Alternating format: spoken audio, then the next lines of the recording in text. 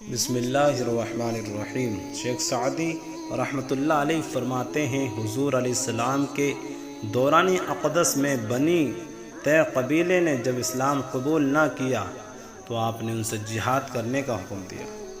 لشکر اسلام نے اس قبیلے کے بہت سارے لوگوں کو گرفتار کر کے پیغمبر علیہ السلام کی خدمت میں حاضر کر دیا۔ آپ نے ان ناپاک دین والوں کو قتل کرنے کا حکم دیا۔ ان قیدیوں میں ایک لڑکی تھی جس نے عرض کیا، میں حاتم کی بیٹی ہوں اور آپ جانتے ہیں میرا باپ بڑا سخی تھا۔ آپ نے فرمایا اس لڑکی کو چھوڑ دیا جائے اور باقی لوگوں کو تغے تیگ کر دو۔ لڑکی نے رو کر عرض کیا، اگر ایسا کرنا ہے تو مجھے بھی باقیوں کے ساتھ ہی قتل کر دو، ورنہ سب کو کر دو، کیونکہ میں تنہا واپس جانا نہیں چاہتا۔ آپ نے سب کے نہ صرف آزاد کر دیا بلکہ بہت سارے تحائف و عطیات بھی عطا کیے۔